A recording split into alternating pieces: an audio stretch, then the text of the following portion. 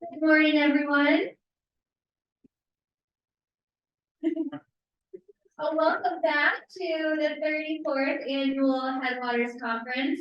We're so glad to see all of you here, those of you in the room and on Zoom. As you know, the theme of our conference is Hunting for Humanity, which my co-organizer, Dr. Salif Mohammed, said had several entendres, so we might learn from him some of what he meant by those multiple layers of our conference title, Hunting for Humanity. How hunting and fishing can connect us to the land and each other. Across the world, hunting and fishing connects humans to their cultures, communities, and land. Because these practices link us to the ecosystems and cultures that support our lives, they have the capacity to teach us how to live more responsibly.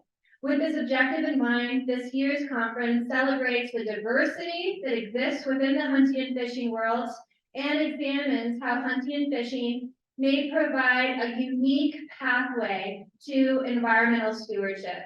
I hope you hear that word responsibility and consider what it means for all of us as individuals and as human communities throughout the course of the conference. I want to take a moment to thank our conference sponsors and supporters.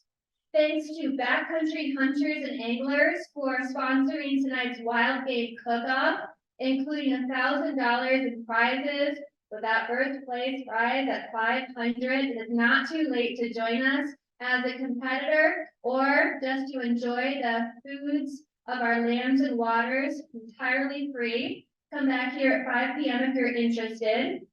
Another sponsor is the Colorado Wildlife Federation, and you'll hear from a couple of folks from CWF in just a few minutes.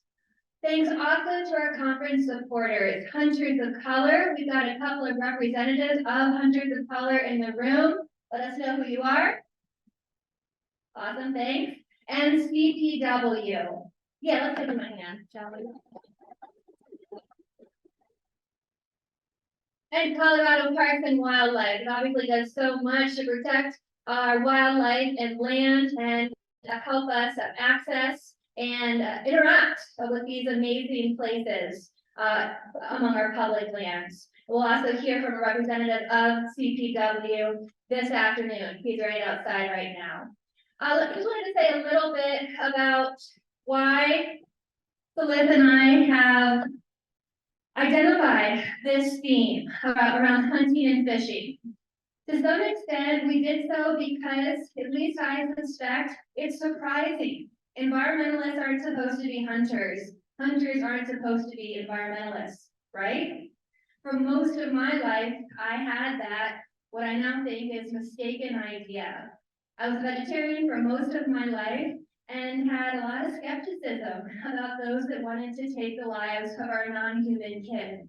For a variety of reasons, and because of some very special people in my life, including Salif, I started to open up my mind and have new experiences, starting with turkey hunting. So in the midst of the COVID pandemic, with some free time and an interest in being in wide open spaces, I started turkey hunting. Some of you have heard that my first turkey took 300 hours of my time before I went home with some food. And I'm really grateful for those 300 hours.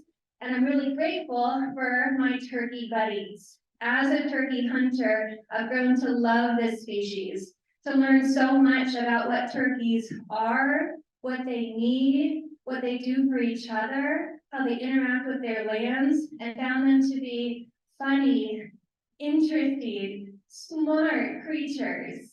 And seeing the somewhat surprising connection between going out to take the lives of creatures simultaneously map my understanding, my admiration, and my appreciation of that species had a really big effect on me, helped me understand what hunters knew that I didn't know.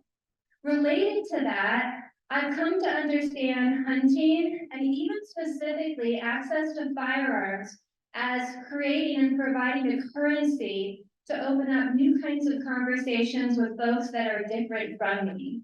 Growing up in the suburbs, close to Washington, D.C., I had a much more urban upbringing and a set of values that we tend to connect with folks from cities and suburbs. Here at Western, I've slowly but surely come to recognize and better value the information, the knowledge, and the background of folks from rural communities. I think that the environmental movement has so much to learn from folks from rural settings, people whose lives and livelihoods are frequently very connected to the land.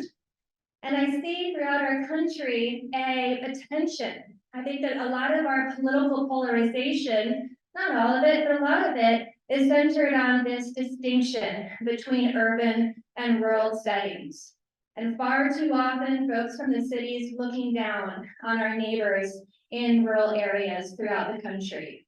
That is a huge, huge mistake, and one that I think contributes to so many of our problems, our lack of understanding, and our lack of mutual respect. So this conference for me is very much about our non-human kin, taking the lives while honoring the dignity of our non-human neighbors, but it's also about us humans ourselves and the way we interact with each other and what we need to do to live more responsibly, to recognize the value in one another, whether we're from Denver, whether we're from Denison, or places even more rural than our fabulous community. That's a bit about what this means to me, and I hope that throughout the course of the day and some of the smaller conversations we might have, I can learn more about what it might mean to you. With that, I'll turn it over to Dr. Smith Muhammad.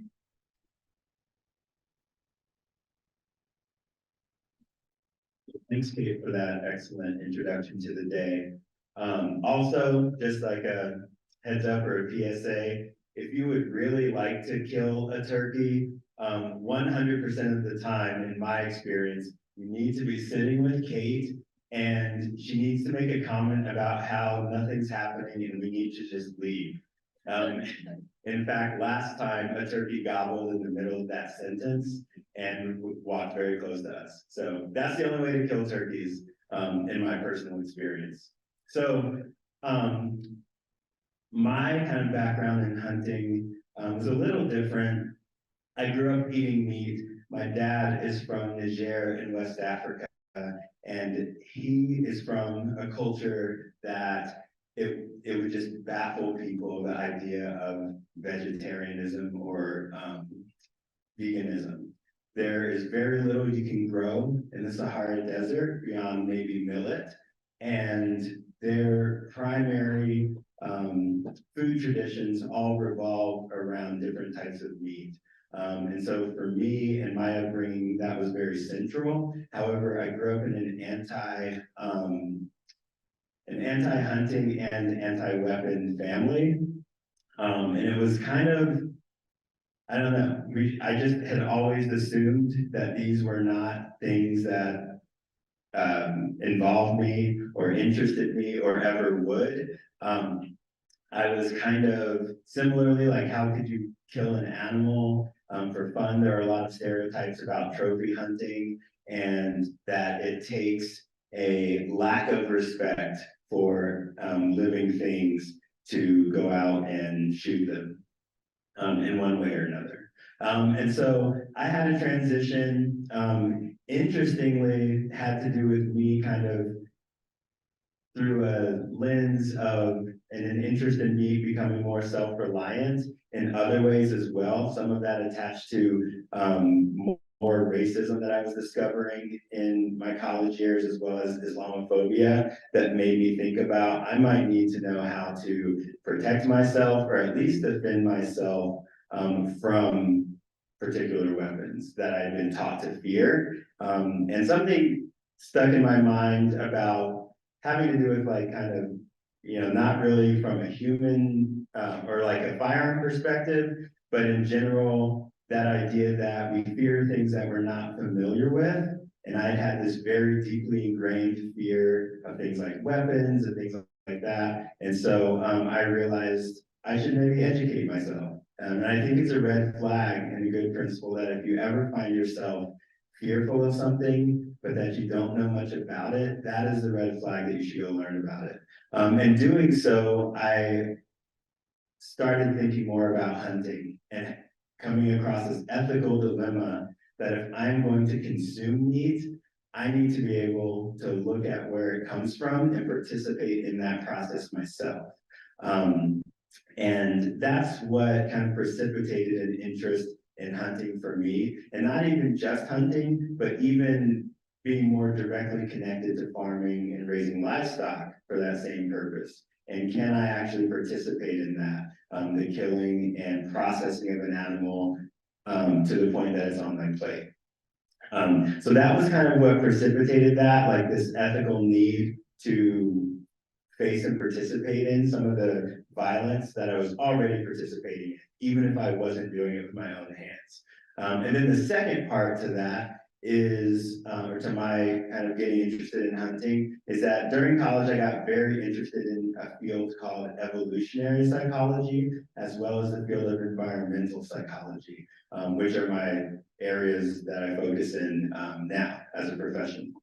And so one of the things that struck me, and as I learned more about it, is human evolution doesn't have to just do with our physical bodies, but that there's an intimate relationship between how our nervous systems and thus our minds evolved, and how that connects to why our physical bodies are the way that they are, including standing upright to allow our hands to use tools. And the use of tools is what's elevated us as a species to be able to do the things we've been able to do, including develop weapons and tools for gathering food and hunting food.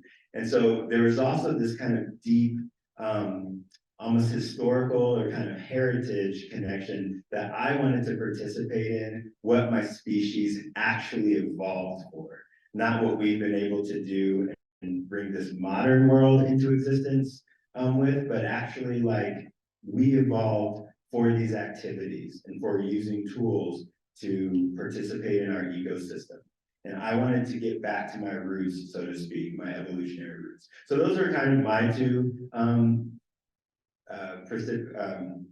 precipitative, is that a word? Motivations into hunting. And that's why I'm here today and why I'd like to kind of share that process with you all. And again, complicate the conversation about the ethics of hunting and who has, in our current day, who has more access to those activities and why, and hopefully closing the gaps in who has access to those activities.